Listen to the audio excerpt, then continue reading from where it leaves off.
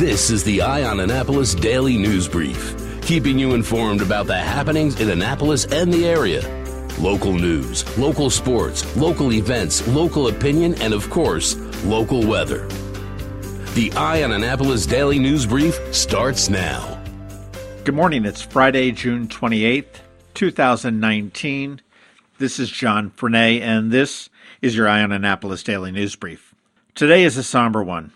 1 year ago, 5 friends lost their lives in a shooting in the Capital-Gazette newsroom, and today there will be several memorial events to honor their memory. The first one gets underway this morning at 10:30 a.m. at Acton's Cove at their waterfront park in downtown Annapolis. Annapolis Mayor Gavin Buckley, as well as U.S. Senator Chris Van Hollen, will be there, and it is for the dedication of a memorial garden. At 2:33 p.m. this afternoon, all Tribune publishing offices across the country, as well as several radio stations in the area, will go silent for a minute, which represents the moment that the gunman entered the Capital-Gazette offices. Later on this evening at 7 p.m. at Maryland Hall, there is Hope and Remembrance. It's a concert and community gathering event. Tickets are free, but you do need to get tickets. You can get them at marylandhall.org. You're going to have musical performances by the Eastport Oyster Boys, Gary Wright and Leah Weiss, the First Christian Church of Annapolis Gospel Choir. Loved ones and colleagues of the 5 victims will have the opportunity to speak and share memories. And following that, there will be a candlelight vigil at the end of the concert at the Maryland Hall Labyrinth. Governor Hogan has declared June 28th Freedom of the Press Day, and in a statement that his office released, he said, 1 year ago, in a horrific attack, we lost 5 Marylanders who were doing their job as journalists. Today, as we honor those we lost and all who have lost their lives in the pursuit of informing our citizens, we recognize the vital role that the freedom of the press has in our democracy and our duty and honor to protect this constitutional right. And with that, I do want to offer a moment of silence here on the Daily News Brief for Gerald Fishman, Rob Hyacin, John McNamara, Rebecca Smith, and Wendi Winters.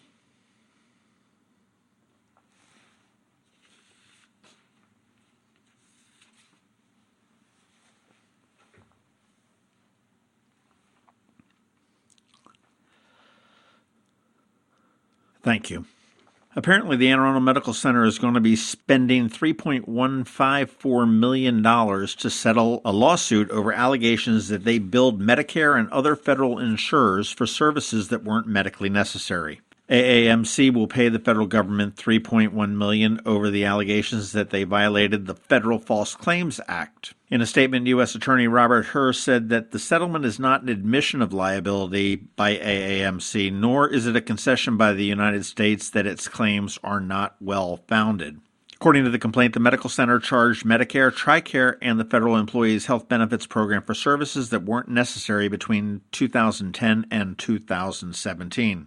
The hospital will also enter into a 5-year agreement with the Inspector General of the Department of Health and Human Services to review any risks regarding compliance, as well as undergoing training and monitoring. This whole suit came about by a former employee who brought it under the Whistleblowers Act, and that employee is set to receive $473,100 under that settlement agreement for her share.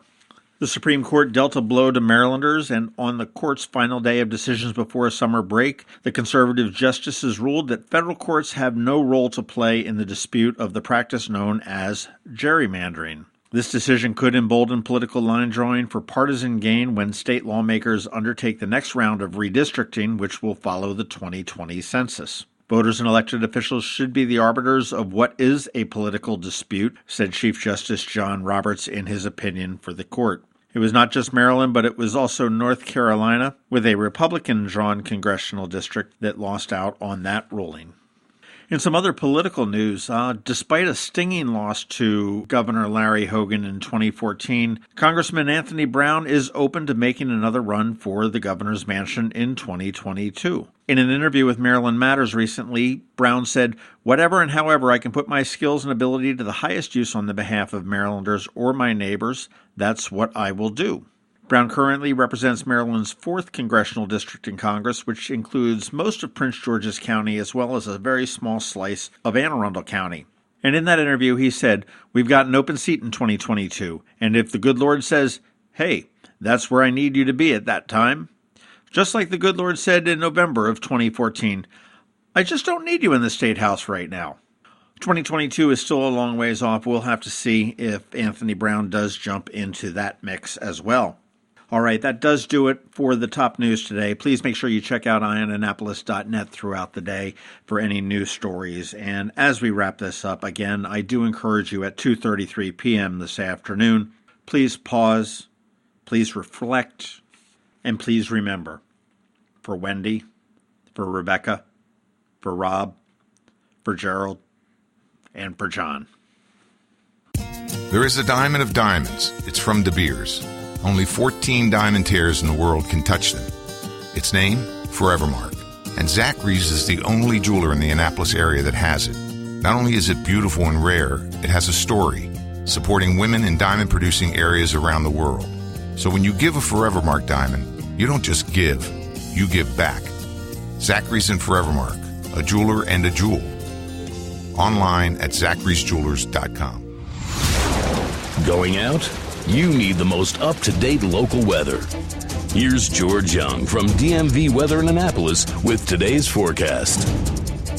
Hey everyone, this is George with DMV Weather, and this is your Eye on Annapolis forecast for Friday, June 28th. Yesterday was a hot one for the Annapolis region, and today and tomorrow will likely be a pair of scorchers as well for all of Anne Arundel County. Yes, summertime finally starts to flex its muscle a bit, with highs today and tomorrow in the 90s, followed by upper 80s to low 90s again on Sunday, though the weekend does at least come with a slight chance of some showers and thunderstorms to cool things down a bit. And while Monday might deliver a brief reprieve from the heat, more 90s are expected Tuesday and beyond of next week as we near the July 4th holiday.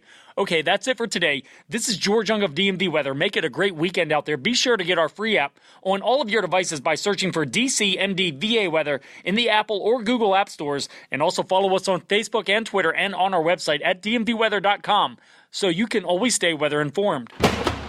Fort George G. Meade invites you to celebrate America's independence at the annual Red, White, and Blue celebration Friday, June 28th.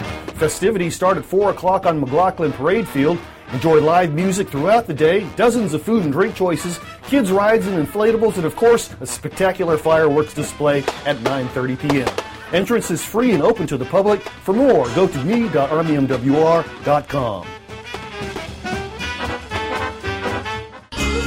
Every weekend, there's something exciting going on in the Annapolis area. Be sure to visit IronAnnapolis.net to sign up for a newsletter highlighting all the weekend events. Here are our top picks for this weekend. Thank God it's... Well, it is the weekend, and there is an awful lot of things going on. Most of them seem to be on Saturday this week, but it does kick off this evening at 7 p.m. at Maryland Hall with Hope and Remembrance, which is an annual community gathering for the remembering of the folks that died in the Capital-Gazette shooting. This does get underway at 7 p.m. It's expected to last until about 9 p.m. Tickets are required. You can get them at marylandhall.org. It is a free event. Tickets are free. There is no cost, but they do need to issue tickets so you can make sure you have a seat. Sliding into Saturday, it is the first. It is the inaugural Annapolis Pride Parade and Festival. This gets underway at noon with a parade that will go till about 1 p.m., and then there will be a festival that will go until 5 p.m. The parade route is from up at Maryland Hall, sort of at the Westgate Circle. It goes down to Calvert Street where it will stop. The festival will happen on that first block of West Street, which is typically where you would find the First Sunday Arts Festival. This is a family-friendly event to help you celebrate the LGBTQ plus community in Annapolis. It is free, it is open to the public, and it will be a lot of fun, and I can't wait to see it. Again, it gets underway at noon on Saturday. If you're not in town on Saturday and you happen to be in D.C. and you happen to be at the museum, you want to check out the world premiere of a documentary that was produced by a local guy, Josh Davidsburg, and it is called Queen of the Capitol. It's the story of Muffy, who is a Department of Education worker, I believe, by day, and she is a drag queen by night. This will be a world premiere of this documentary. It is happening at the museum at 3 p.m. Tickets will be available at the box office, even though it's not a box office. I guess maybe it is a box office for the museum. Or you can get them online at queenofthecapital.com, and that's capital with an A-L, not an O-L. A little more locally here in Annapolis from 6 to 11 p.m. at 60 West Street, which is a big brick building sort of across from Stan and Joe's in their courtyard. It is What's Going On, from gospel to Motown to drag. It will be an entertaining evening for sure. Tickets are $20. They will have two shows, 6 to 8 and 9 to 11. And as the title says, it will feature gospel, Motown, and drag. Tomorrow evening, the Chesapeake Bayhawks take on the Atlanta Blaze in the season's home opener here at Navy Marine Corps Memorial Stadium. You can pick up your tickets at thebayhawks.com. And I do recommend you get down into the Bud Light zone down on the field. Tickets are $35. They include Bud Light, and you are right there in the middle of the action as well. And hey, if you would like to go for free in a VIP style, head on down to Federal House tonight between 5 and 7, and WR&R will be there along with Catsup Brothers and Bud Light, and you might be able to win a 4-pack including transportation to the game on Saturday. That does it for the weekend, but let's look into the week because we've got a holiday week coming up. The 4th of July is on Thursday. Many businesses and the state are closed on Friday, but Annapolis has a parade, and it always has a parade. It gets underway at 6:30 p.m., and this is a little bit longer than the Pride Parade. It gets underway at Maryland Hall, comes down West Street, loops around Church Circle, and down Main Street to City Dock. They have more than 100 units. It will be after the election for Ward 6. We're not in an election year, so it'll be pretty light on politicians, which makes for a great parade. Come on out, line the streets. There will be plenty of music, plenty of things tossed out for the spectators, and then grab a great meal at one of our great local restaurants downtown afterwards. That is the recommendations for the weekend and beyond. Hopefully you'll take me up on one of them, and no matter what you do, please do it safely. We want to see you here on Monday, and have a great weekend. Have you ever been to the Annapolis Mall when it opens for the day?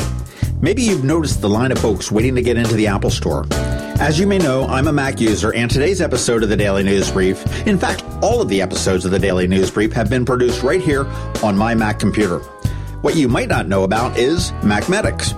They were founded here in Annapolis in 1989, and they are an Apple-authorized premium service provider, the only one in the Baltimore-Annapolis, D.C. area. And what that means to you is that they repair all Apple devices, including the iPhone screens and batteries, all without an appointment. And most repairs are done the same day, usually within 2 hours. They also sell everything except the iPhone and the watch for the same price as Apple.